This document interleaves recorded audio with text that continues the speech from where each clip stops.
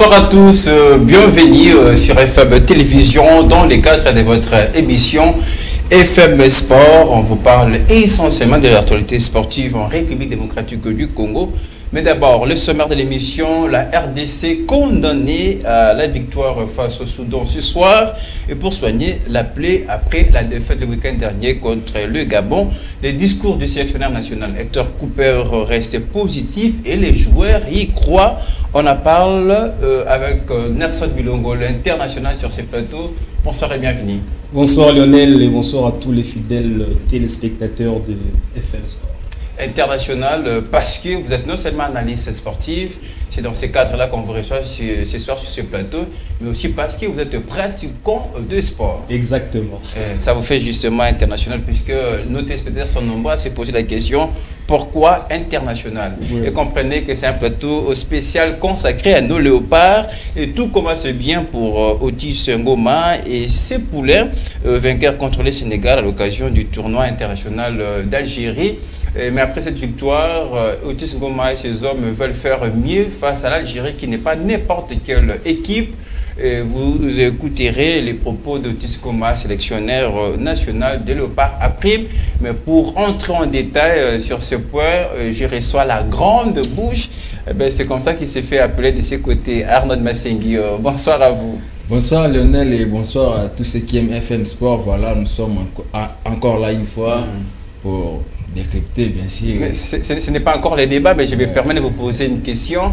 C'est quelle équipe de l'USC Renaissance, selon vous, qui joue depuis la reprise du championnat? Là, je ne sais pas. Là, je ne sais pas. Mais à ce que je vis, ce n'est pas une équipe de l'autre côté ou des mandats. Alors, il y a l'USC Renaissance qui joue, bien sûr, malheureusement, ils ont perdu des 1. Justement, mais ce n'est pas seulement la défaite, il y a eu la victoire avant. Oui, j'ai aimé quand même revoir encore une fois cette équipe d'FC Renaissance parce que beaucoup de gens se posaient des questions, quelle équipe va jouer et nous tous, finalement, on a tous tiré la conclusion que c'est l'équipe du FC Renaissance chapeautée par Maître Malou Abili. Voilà, et coach Pichouman à la tête, donc voilà. On a eu ce débat la semaine passée, voilà pourquoi je voulais qu'on essaie de recadrer les choses. Ce sont nos dirigeants qui nous mettent dans des confusions. Mais c'est désormais clair puisque ce soir-là, je vous disais clairement qu'il y avait qu'une seule équipe du FC Renaissance. Merci de revenir, de recadrer ensemble avec nous. Donc, c'est parti pour le 45 minutes plus ces temps additionnels de votre émission FM Sport. Nous avons Nelson Bilongo, l'international, Arnaud Massengui. Nous lançons les hostilités.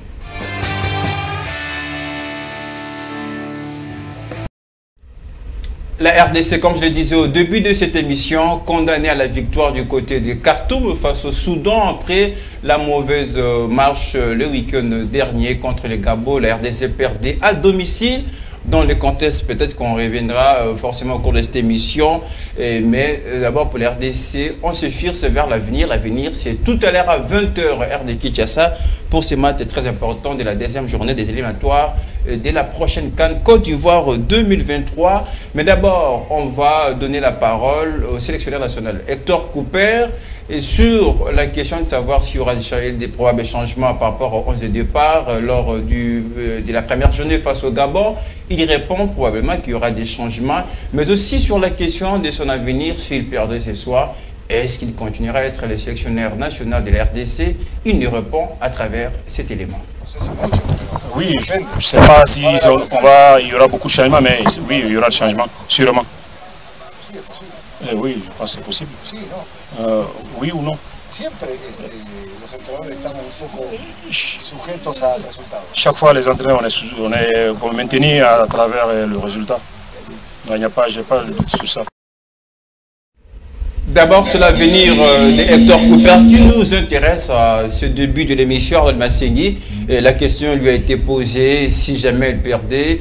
Il y a cette possibilité qu'il arrête avec l'équipe nationale. Lui-même, il répond on juge un entraîneur, on maintient un entraîneur par rapport au résultat. Est-ce qu'il pense déjà à cette option? D'ailleurs, moi, ce qui a attiré mon attention, c'est l'attitude quand il parle. Donc, vous voyez déjà un homme qui est pessimiste et il sait déjà qu'il ne va pas continuer avec la RDC. Surtout avant qu'on arrive là, après la défaite contre le Gabon, il avait aussi dit que s'il y a des gens qui veulent prendre des positions, moi je suis là, s'ils vont me dire de partir, je partirai. Donc il est prêt à laisser la sélection. Qui est Donc, qui sait déjà qu'il a échoué dans sa mission et sait qu'il vouloir ou pas il partira parce que même si on gagne, même si on s'est qualifié à la CAN Côte d'Ivoire 2023, mais avec Hector Cooper, on risque aussi d'être éliminé à la phase des poules parce que c'est un coach qui a suffisamment. Mais pourquoi il semble abandonner si vite? Parce qu'il avait d'abord une première mission, malgré ça n'a pas marché, de nous qualifier à la Coupe du Monde Qatar 2022. Là, c'est une nouvelle chance qui commence, mais pourquoi on le sent déjà abandonné, démissionnaire d'avance? Déjà, les mêmes causes produisent les mêmes effets, Léo. Donc déjà, quand il avait la totalité de l'équipe, il n'avait pas si à faire de bons résultats. Et là, il sait déjà que la majorité des cadres de l'équipe lui ont abandonné. Bakambu, Kakuta et tous ces mondes-là lui ont déjà abandonné. Donc il sait qu'avec l'effectif qu'il a, c'est difficile de s'en sortir. Donc déjà, un professionnel comme il est, âgé comme il est, donc avec l'expérience qu'il a eu à avoir durant son parcours, donc il sait déjà que là où il est, donc c'est 50-50. Il peut ou ne pas réussir. Donc psychologiquement, il s'est déjà préparé, il s'attend à tout et il ne sera pas déçu parce que, vous le savez comme moi, après la déroute de RDC contre le Maroc, 4-1, après la défaite, après tout ce qu'il y a eu comme désillusion, voilà. Mais le coach s'est permis de prendre le vol et puis s'en aller vivre chez lui calmement en Europe. Mais il était revenu pour l'évaluation. Un mois plus tard, après l'invitation de la FECOFA, si la FECOFA ne l'avait pas appelé, il n'allait pas venir. Mais c'est la FECOFA quand même qui organise l'évaluation. Après l'échec, il fallait tirer des leçons. Il n'attendait que l'invitation de la FECOFA. Lui, pour son image, il devait au moins solliciter un point de presse pour la faire. Parce que quand il y a les fêtes, d'abord, on voit Hector Cooper, on ne voit ni Dodol Pembe, on voit ni Zaira Mouini, encore moins la FECOFA, mais lui d'abord Cooper. Donc c'est sa tête qui est mise à couper. Il n'a qu'à faire ce qu'il a fait pour moi. Même si on s'est qualifié avec Hector Cooper, on n'ira pas dedans. On a que déjà à choisir qui va remplacer Cooper parce qu'un coach qui ne sait que jouer en 4-4-2, il n'y a rien à espérer. Et quand vous pensez qu'il faut déjà voir l'option de les remplacer, moi ça me fait penser à Florent Ibenge qui réussit un petit peu de côté des Maroc avec le renaissance de Berkane. Je ne dirais pas que c'est impossible, mais c'est un regret de les voir sur la barre. Il est mis dans de bonnes conditions au Maroc et c'est difficile de voir avec tout ce qu'il a subi comme injure, tout ce qu'il a eu comme traitement au sein de Léopard, donc c'est difficile de revoir à la tête de ce débat, surtout avec le même dirigeant de la FECOFA, c'est compliqué. Alors, Narsot Massengi, finalement, vous avez la parole sur ce plateau. L'international, est-ce que j'étais l'opprobre à Hector Cooper comme seul responsable de tout ce qui arrive à notre sélection et encore la défaite qui pèse sur les épaules des Congolais et qui doivent très vite l'effacer dans le mémoire, je dirais, des Congolais. Mais est-ce que ça ne serait pas juste aussi pour nous de le pousser déjà vers la sortie, vers son départ? Oui, merci beaucoup Lionel. Je crois que le monsieur lui-même, il est assis dans une chaise éjectable. Il sait que depuis qu'il a signé avec l'équipe nationale, aucun Congolais, les supporters, qui lui donnent confiance, vu du résultat qu'il nous a donné lors de ce précédent match qu'il a joué avec l'équipe nationale. Et il essaie, il y a un problème maintenant qui fait que le monsieur reste auprès de l'équipe nationale. Par rapport, il y a les problèmes liés par rapport à son contrat avec la Fédération de football association. Le monsieur sait qu'il il a plus la confiance de la fédération. On a comme des pressions. La résiliation, c'est que si on résilie le contrat, on va lui payer. On va lui payer indemnité de sortie de 3 ans. Donc, comme on n'a pas l'argent, on laisse finir le travail jusqu'à 2023. C'est ce qui lui donne une toute petite confiance. Mais moi, je dis ceci. Nous, les Congolais, l'argent qu'on paie Hector Cooper, c'est l'argent du contribuable congolais. Et les Congolais ne veulent plus de mes Hector Cooper. Donc, donner lui-même si des millions de dollars, ça va nous faire absolument rien. Il suffit seulement le monsieur quitte l'équipe nationale. Et il sait là où il se trouve qu'il est contré à remporter ce match de ce soir.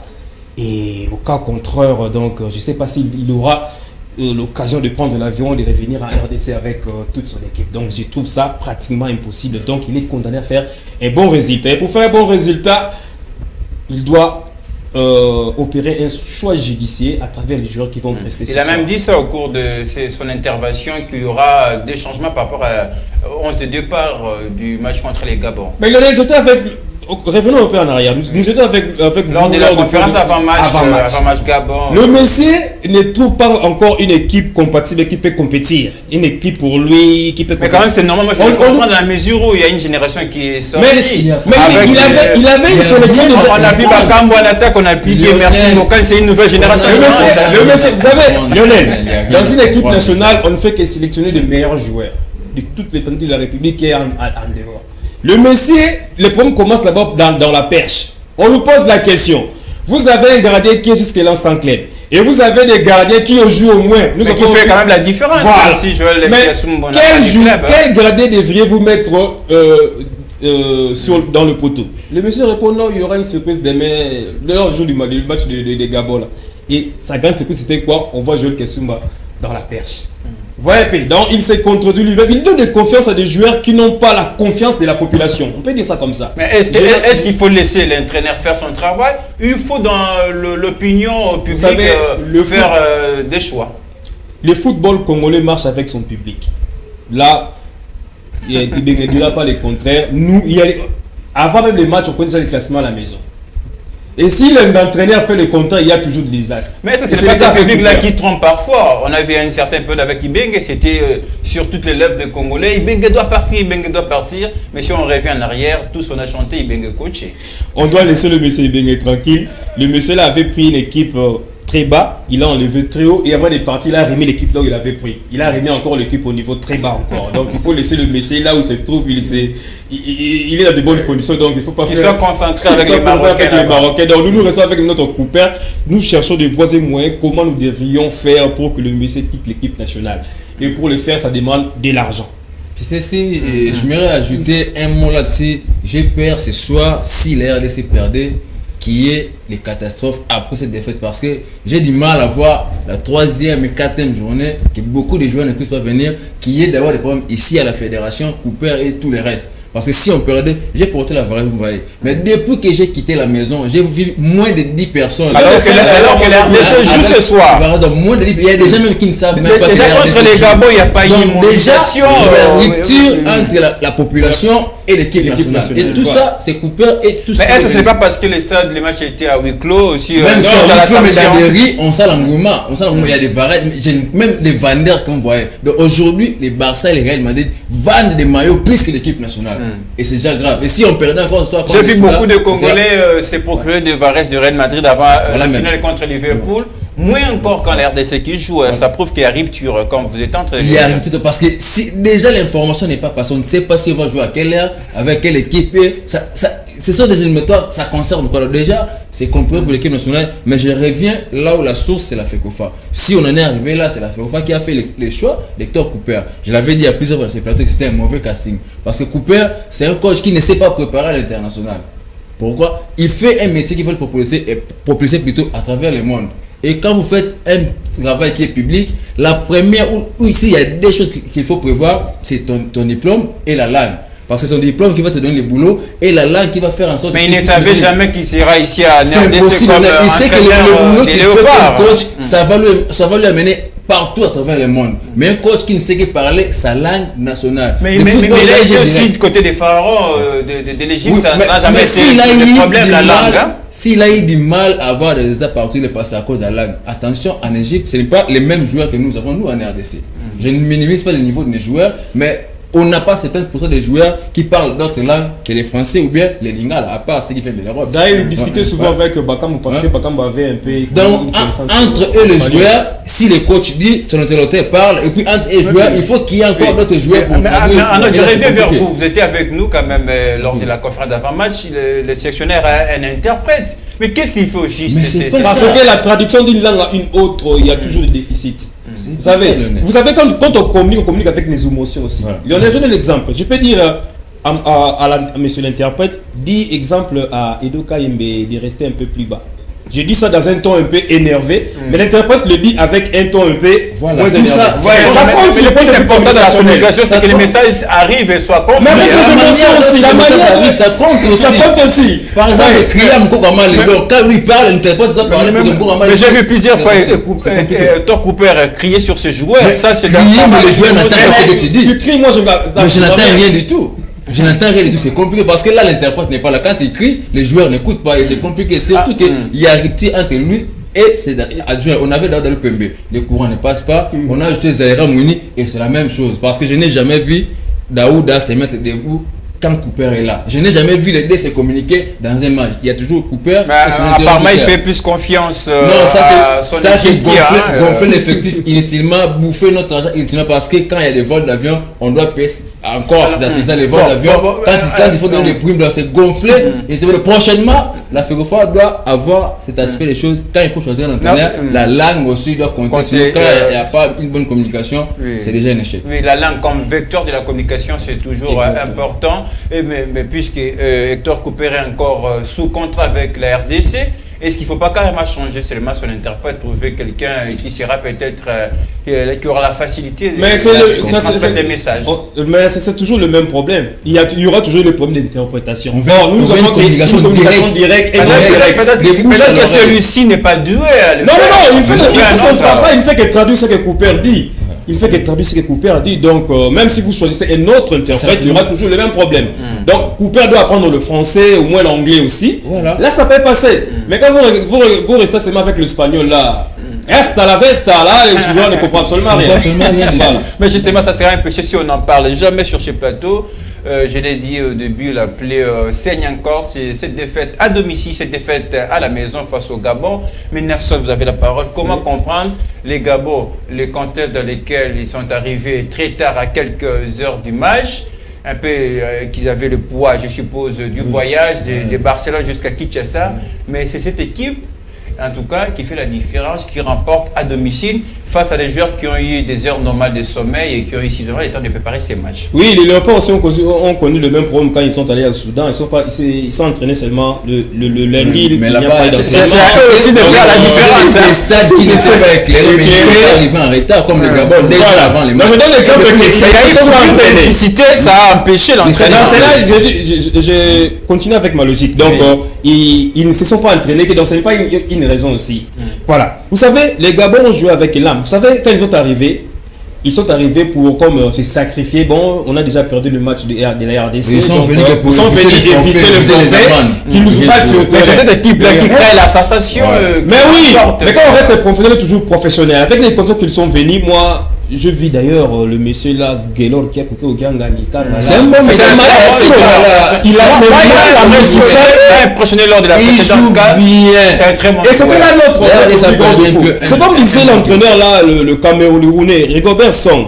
Quand on croit qu'on est fort, c'est au moment où on devient faible. Voilà. Et quand on se croit plus faible, au moins qu'on devient fort. C'est le même problème que nous avons connu au sein de l'équipe nationale. Donc on était trop sûr même qu'on va battre cette équipe-là parce qu'ils ont voyagé dans des conditions catastrophiques, ils sont arrivés en retard, ils ne se sont pas entraînés et arrivés sur le terrain, ils nous ont montré une autre image. Et c'était la honte.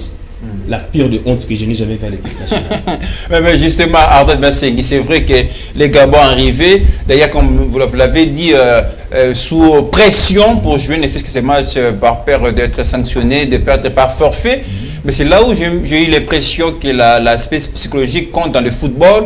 On les croyait moralement faibles, mais au contraire, c'est une équipe qui a bien géré ses matchs, marqué ce but à la première période, et pour le reste, jouer en bloc et conserver, ça c'est de l'intelligence.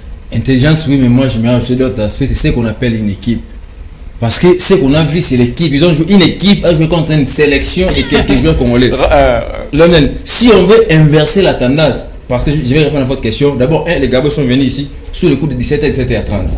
Les matchs étaient 2 heures après. Ils sont venus incomplets, sans leur coach principal. Ils ont joué avec le coach adjoint. Et si on inversait la tendance que la RDC allait dans un pays étranger avec Daouda Loupembe, avec l'équipe qui est à mon niveau, croyez que la RDC allait gagner. Point d'interrogation. Donc c'est ça qu'on appelle une équipe. Donc, ils ont un noyau, ils ont une force mentale, ils savent que même si un tel n'est pas là, mais vu qu'on est une équipe, il n'y aura pas une absence, il n'y aura pas de friction, on va gagner. Et ils sont si la RDC, on était trop confiants, comme d'habitude trop pessimiste, comme un 17 avec les embouteillages, on va les battre. Et on a vu les compteurs sur le terrain. Donc si les RDC avaient les mêmes, avec le même état d'esprit, je crois qu'on allait éviter cette défaite. Surtout que le Gabon nous a malmené. 3-0 qui n'a pas encore été effacé. C'est le Gabon qui nous a fait manquer. Mais j'ai l'impression que le Gabon devient petit à petit.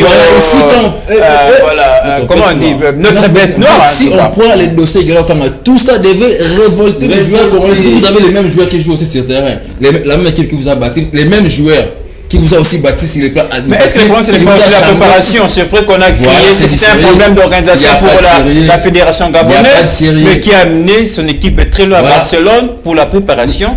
Ça peut-être c'est quand les Gabonais étaient arrivés à 10e jour d'entraînement, nous on était au 3e jour. Et il y avait des joueurs qui étaient venus à la veille comme Boligny, mais on lui a vu aussi jouer ces matchs-là. Donc quand il n'y a pas de sérieux, d'abord je reviens encore sur la maillot. j'ai porté le maillot. Sillonnons dans des rues, dans des maisons, vous verrez combien de sortes de maillots que la RDC porte. D'abord, si le maillot n'est pas sérieux, à chaque fois on change de maillot.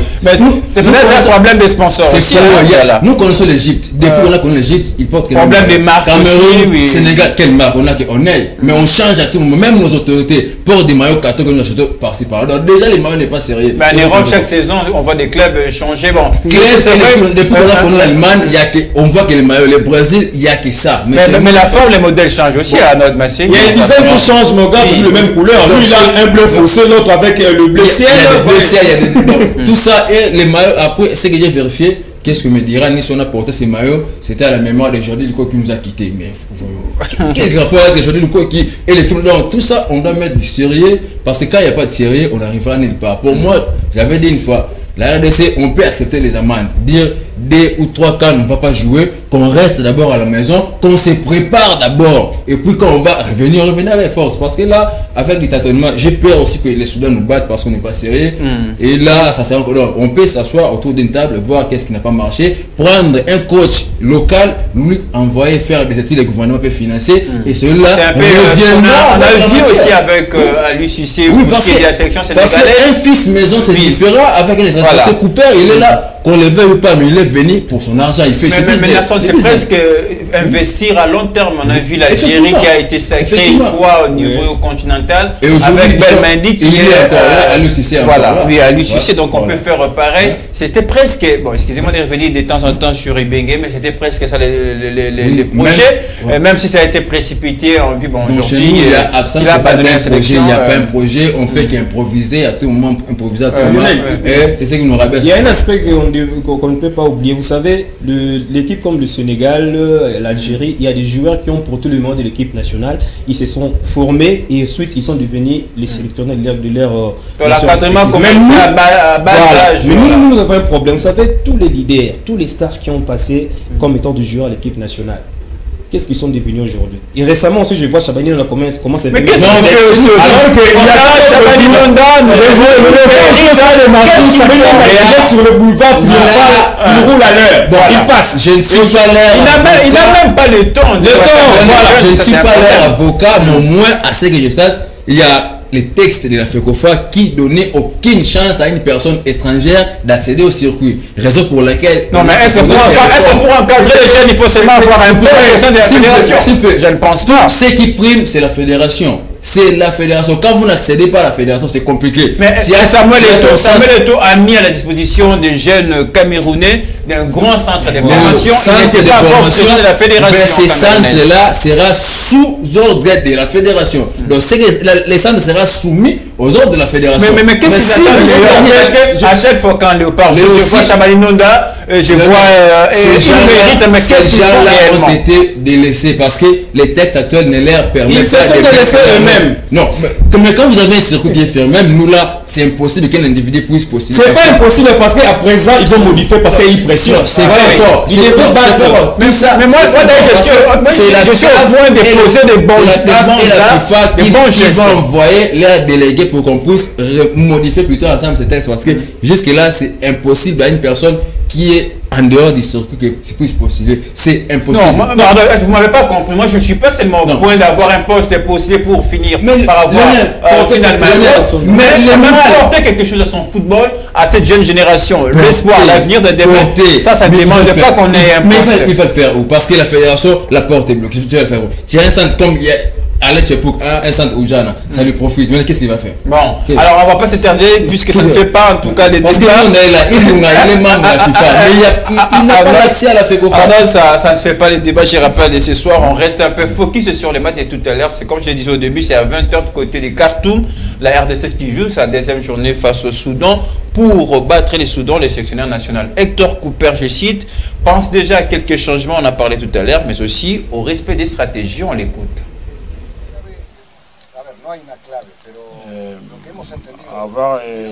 Il n'y a pas de clé. Mais ce que nous avons compris, nous devons continuer sur une ligne, une stratégie, de ne pas, comment dirais-je, se focaliser trop sur ça. Je pense que les erreurs que nous avons eues contre le match du Gabon, Et nous n'avons pas eu assez de temps pour travailler. Mais aussi on a fait des vidéos, on a corrigé des choses. Raison pour laquelle on a fait cette séance-là aujourd'hui. Ce que nous devons faire demain, c'est de respecter cette stratégie-là. Et dans tout ça, il y a l'improvisation. Comment dirais-je, les joueurs peuvent improviser et faire ce qu'ils veulent. Voilà.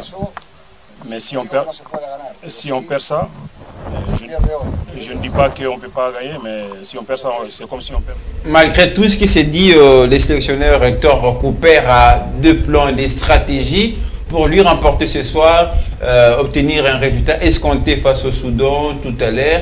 Il faut rester fidèle aux stratégies. Vous pensez que c'est un bon discours, hein? Oui, c'est les entraîneurs donnent toujours un bon discours, mais sauf qu'avec Cooper, il joue un grand match pour lui parce que c'est comme une finale. Vous savez, les Soudan aussi. Est-ce que ce n'est pas sa dernière chance, ça, quelque sorte? Oui, c'est à lui de rebattre ses cartouches parce que c'est comme une finale pour lui, comme je disais tantôt. Donc, il est obligé de remporter ce match. Et pour remporter ce match, il faut des stratégies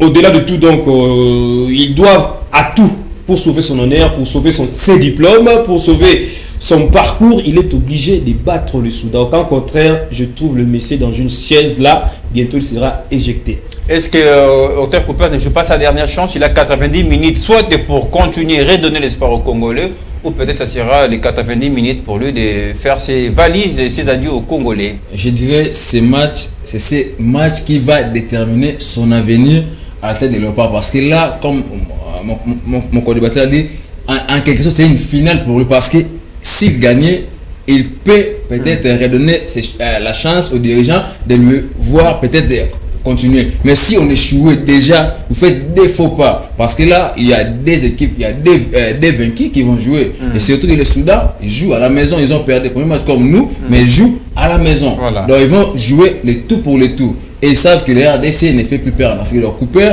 avec tous ces poulets, surtout Marcel Tissa, parce que moi, je sais pas. On va l'écouter tout à l'heure. Il est capitaine, il nous fait des discours à la Ibengi avec des gros mots français. Nous, on n'a pas besoin de ça. Mais qu'est-ce qu'il peut faire? Il peut jouer son rôle de capitaine et rémobiliser sa troupe. Parce que là, déjà, ils ont déjà perdu la confiance contre le public. Et il n'y a que nous sur ces plateaux qui en parlent avec d'autres confrères. Donc, s'ils veulent renouer avec ce public-là, ils n'ont qu'à gagner le Soudan. Au cas contraire, comme l'avait dit, je réponds, c'est moi, j'aurais du mal à voir ces joueurs-là prendre les vols, revenir à Kinshasa. Parce que déjà, pour voyager, ils ont été hier à l'aéroport.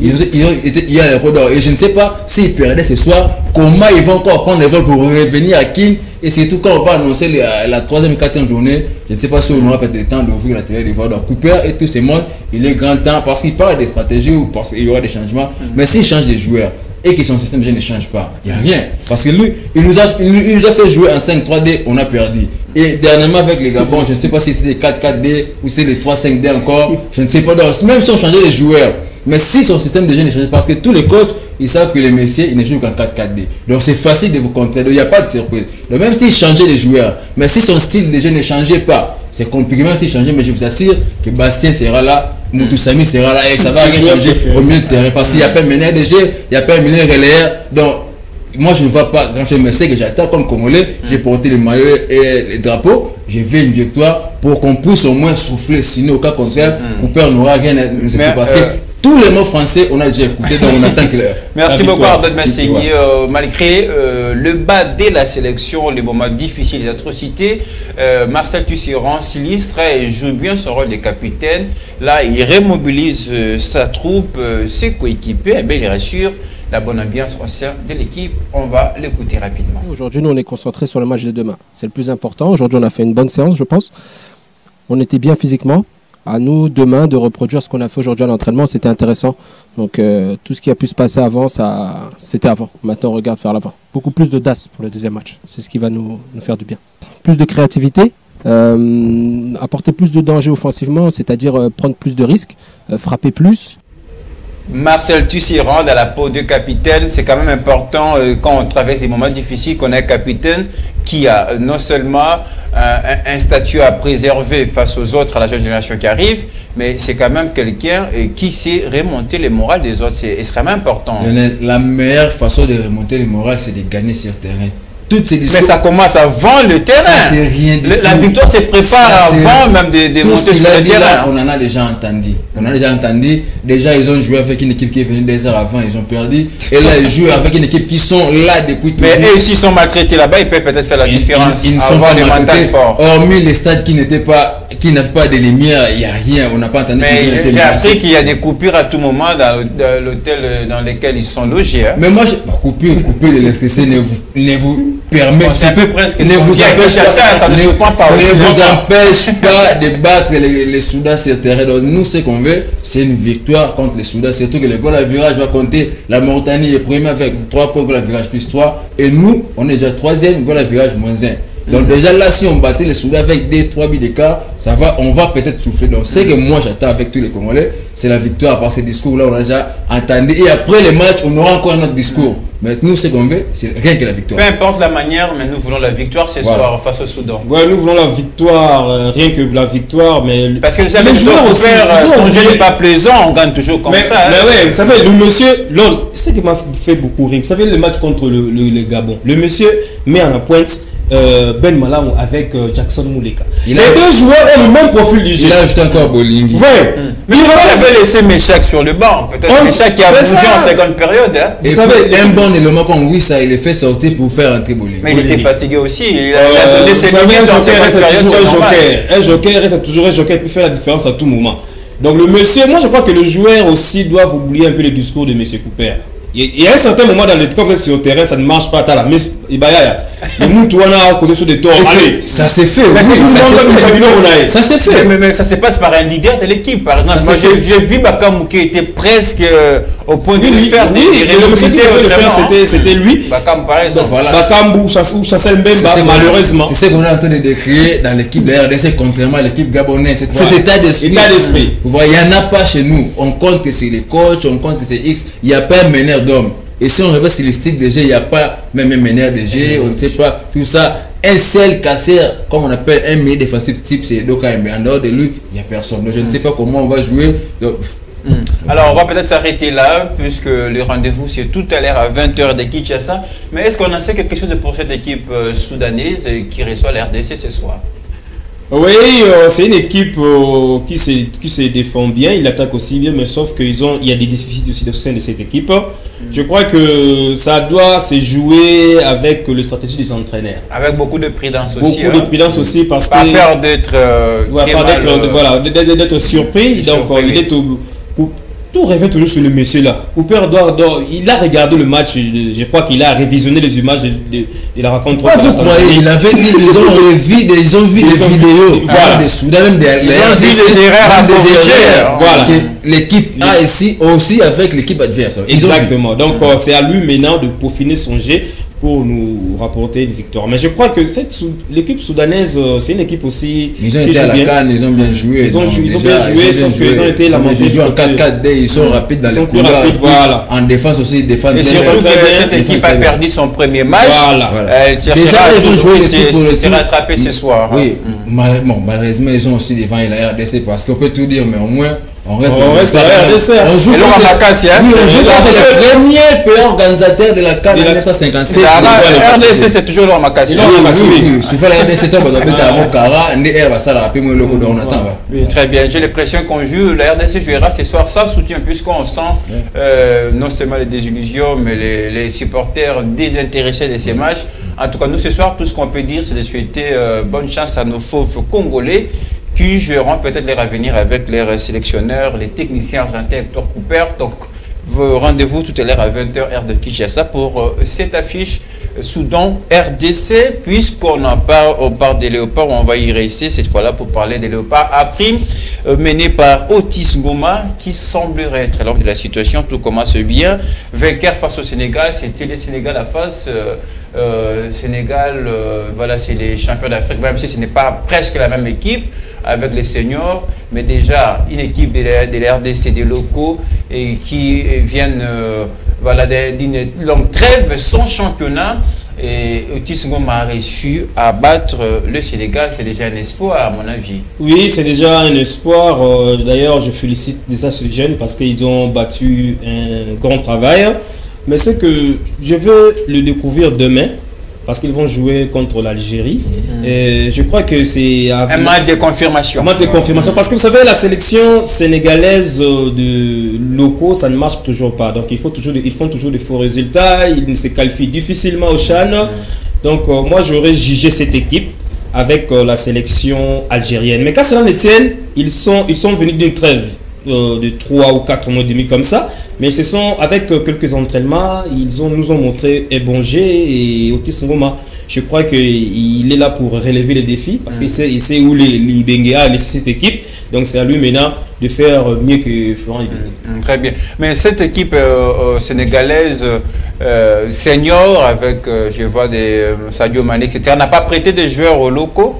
Alors là c'est compliqué. Nous savons que les championnats sénégalais, comparé à la foot, malgré nos désordres, mais il n'y a pas photo, donc la foot est supérieure au championnat. C'est une victoire qui ne vous surprend pas de voir la RDC battre le Sénégal. Ça ne me surprend pas voir la RDC battre le Sénégal, mais c'est que peut-être qui a attiré mon attention, c'est qu'on vient d'une trêve, mais les joueurs là, c'est ce qu'on appelle la force d'une équipe, parce que ces joueurs qui ont joué, malgré qu'ils ne sont pas dans les mêmes clubs au niveau local, mais ils se connaissent, ils savent qu'il est pour Abet Arabo.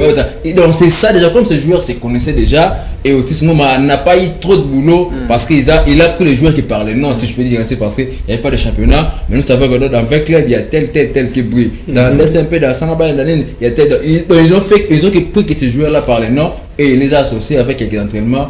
Ils ont donné le temps. Mais comme vous l'avez dit, le Sénégal c'est bon, ce n'est pas à minimiser parce qu'ils pouvaient aussi perdre ces matchs-là. Personne n'allait leur en vouloir parce que nous savons qu'ils viennent de nulle part. Mais s'ils battaient demain l'Algérie, ça sera vraiment un match de conférence parce que l'Algérie, ce n'est pas la moindre sur le continent africain. Donc déjà, on va voir Otis Ngoma et tous ces mondes-là à l'œuvre. Pour moi, même s'ils gagnaient ou ils perdaient, je vois ça comme un entraînement parce qu'il a hérité une situation qui est un peu spéciale, arrêt de championnat et tout ce monde était à la maison parce qu'en Europe, quand on est à la maison, on continue à travailler, mais chez nous, les joueurs, quand ils sont à la maison, ils sont réellement à la maison et ils font autre chose. Pour moi, tout ce moment. On voit quand même quelques-uns, puis ça traîne du jour le jour. Dans des grands clubs, qui sont de grands clubs, des clubs qui ont un peu de moyens. Parce que quand je vois les matchs de l'Ilepo, j'ai des doutes qu'ils reviennent d'une très longue pause. Déjà avec 20 clubs de la victoire. 20 clubs, parce que là, vous avez une instance avec Maître Bidi Maloua. Lui, au moins, il a des moyens. Il peut convoquer les entraînements. Mais ce n'est pas le cas pour tous les clubs. Les joueurs savent qu'après l'entraînement, il y aurait attention. Mais ce n'est pas le cas pour d'autres clubs. Déjà, quand un championnat joue régulièrement, le transport déjà pose problème. Mais quand on se veut professionnel, il y a aussi l'organisation des clubs. On peut aussi travailler en part entière, on peut travailler en solo. On a les moyens. Pour maîtriser sa forme, c'est important. Avec quels moyens il faut travailler. D'abord, l'équipe nationale n'a pas un stade viable, il n'y a pas un stade de musculation. Tout ça, il n'y a pas un palais de sport. Et ces joueurs-là, il sera obligé d'aller payer dans un centre privé, faire des musculations. Il faut que les moyens. Mais si d'abord ils n'ont pas de salaire, c'est très compliqué. C'est compliqué. Alors, félicitations à Otis Ngoma et tous ces membres. On va écouter Otis Ngoma, les sélectionneurs des Léopards à prime par rapport à l'affiche de demain RDC Algérie. Eh bien, pour l'entraîneur congolais, ce n'est pas n'importe quelle équipe en face, c'est l'Algérie, pays hôte, mais c'est le pays qui organisera la prochaine édition du CHAN 2023. Otis Ngoma. Le match contre l'Algérie, tout en sachant que l'Algérie, ce n'est pas n'importe quel adversaire.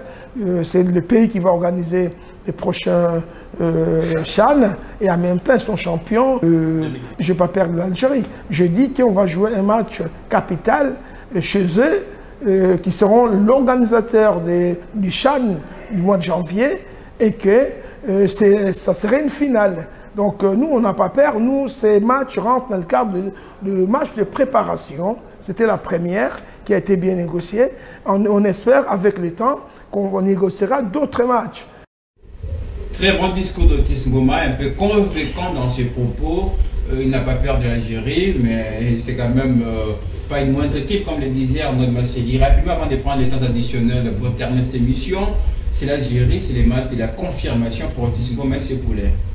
Effectivement, donc comme il a déjà dit, donc, moi je réitère mes propos, Otis n'a rien à perdre pour ce tournoi. Donc pour moi je le prends comme un stage, il est là pour essayer. Ça va un peu dans les cadres de préparatifs pour... effectivement, donc même s'il perdait, même s'il gagnait, ce qui compte c'est d'avoir l'image, il veut constituer une équipe, avoir l'image de l'équipe qu'il va présenter contre le Tchad au mois d'août déjà, parce que dans 2 mois, on sera devant le Tchad, il y a un match en aller-retour. Donc déjà pour lui, c'est un match qui va lui permettre peut-être d'avoir une idée des joueurs qu'il va aligner contre les Tchad. Donc il n'a rien à perdre ici, sans enjeu, j'allais dire. Donc il n'y a rien à perdre. pour lui, c'est d'avoir un noyau compact qui va jouer contre les Tchad au mois d'août et au mois de septembre. Mais il y a ces soucis que cette équipe reste dynamique, c'est-à-dire après ces compétitions, les joueurs et la compétition en jambes. Mais là, ça craint puisque le championnat qui a connu sa reprise, qui ne couvrira uniquement la manche aller. Après cela, ces joueurs seront encore en trêve, ce qui ne sera pas profitable pour Otis Ngoma, alors que les Tchad attendent ces moments-là pour voilà, les éliminatoires en aller-retour. Mais c'est ça aussi que nous déplorons. Mais moi, je crois que si ça sera une proposition, après l'arrêt du championnat du CFA aller, ça serait mieux que Octis garde le même équipe, qu'il soit interné jusqu'à ce qu'ils vont jouer. Ça va coûter. Oui, ça va coûter, mais nous n'avons pas le choix pour que les joueurs restent avec. On a dépensé beaucoup d'argent avec les seniors, il y a toujours des déceptions.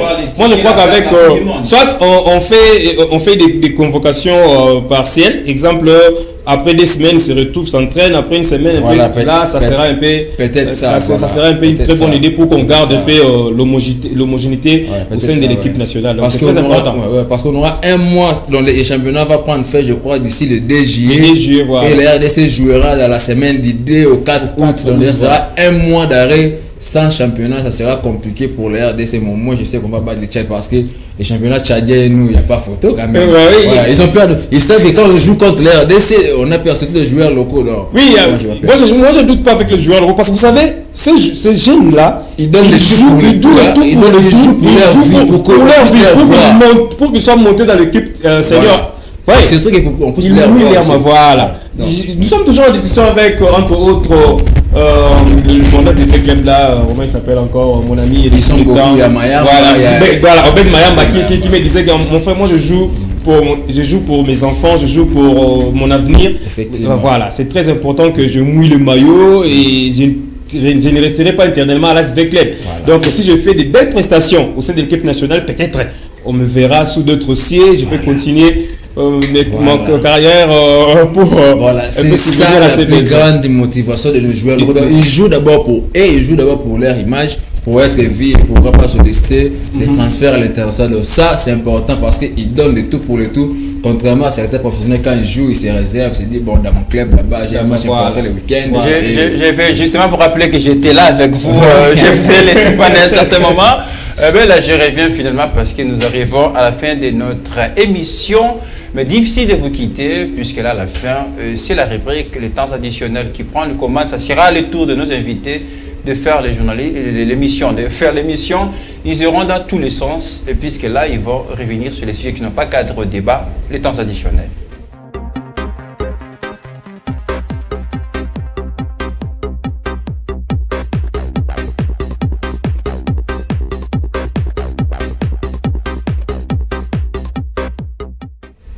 Le dernier carré de l'émission, ça se passe à travers cette rubrique, les temps additionnels.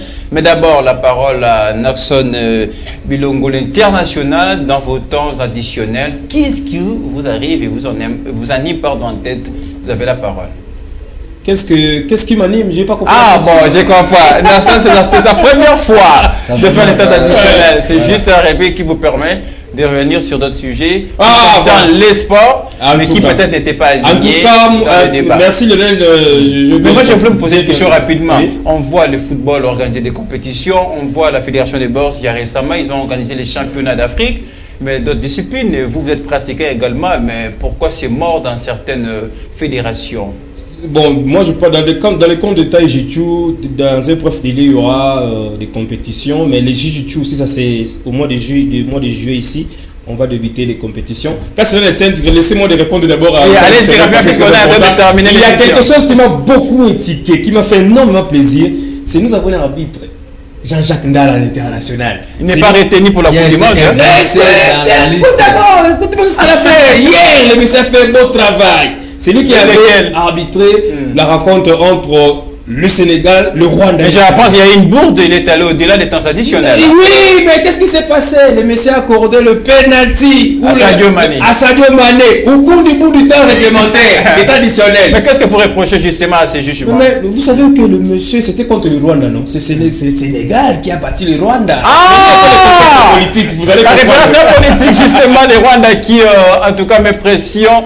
Merci à Naxon Bilongo pour cette coup de gueule, justement, à nos frères rwandais qui ne cessent pas de mettre le feu de ces côtés dans l'est de la RDC. En tout cas, même si on parle de sport, mais nous sommes de cœur justement à nos frères dans cette partie du pays. Nous condamnons fermement ces atrocités du M23, etc. Arnaud, vous ferez pareil dans vos temps additionnels. Vous avez la parole. C'est à vous de faire l'émission maintenant. Je dirais en une minute, je vais m'adresser aux dirigeants de la Linafoot, s'il vous plaît, cher messieurs Bosco. Qu'est-ce qu'ils ont encore fait?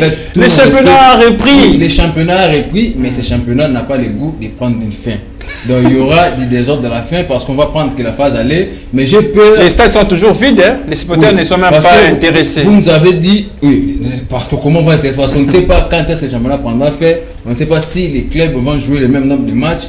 Et j'ai peur, par rapport à ce que j'ai vérifié, qu'on ne puisse pas voir la Coupe du Congo, qu'on puisse avoir que les 4 représentants qui viendront qui est de la Linafoot.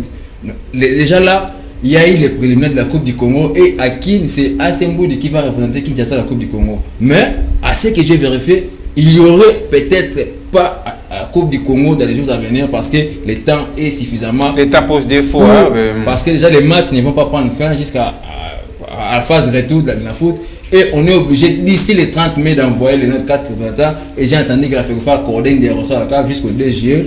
Et je ne sais pas quand est-ce qu'on va jouer la Coupe du Congo. Parce que la Linafoot se joue, on a un problème de stade. Je ne sais pas comment on va combiner les deux compétitions. Parce qu'il y a des équipes de la Linafoot qui viennent jouer la Coupe du Congo. Et là, on est focus que c'est la Coupe du Congo. Donc la fédération, le ministère des Sports et tout ce monde qui gère le football congolais, il est grand temps de réfléchir déjà comment avoir les 4 représentants pour qu'à la fin, qu'ils ne puissent pas avoir des contestations. Déjà, avec la match aller de la Ligue nationale de football, nous aurons les 3 représentants, mais il resterait question de trouver un 4e pour représenter. On va épuiser tout le temps accordé.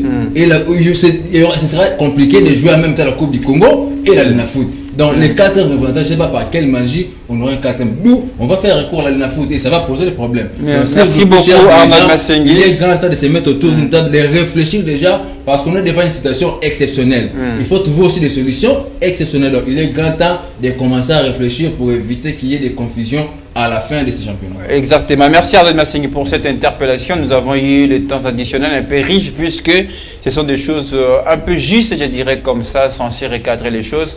On est manager quand on trouve des solutions face à des situations compliquées et on attend voir cela de nos dirigeants de la Ligue nationale de football, organes techniques habilités justement et pour nous permettre d'avoir une très bonne fin de championnat, de saison, mais avoir aussi nos 4 représentants pour les interclubs. Ça ne finit. Merci à la grande bouche Arnaud Massengi de trépasser pour le maillot de la RDC. Et peu importe ce qui se passe, il y a de la passion, il y a de l'amour. Merci à l'international, les pratiquants sportifs d'être passés, d'avoir complété les castings ce soir dans le cadre de cette émission FM Sport. Merci à toute l'équipe de l'avoir fabriqué et réalisé. On vous retrouve le week-end pour les rendez-vous hebdomadaires. On parlera toujours sport avec vous. Tout à l'heure, je vous retrouve à 19h30 pour la grande édition du journal sur FM Télévision. Très bonne soirée à vous.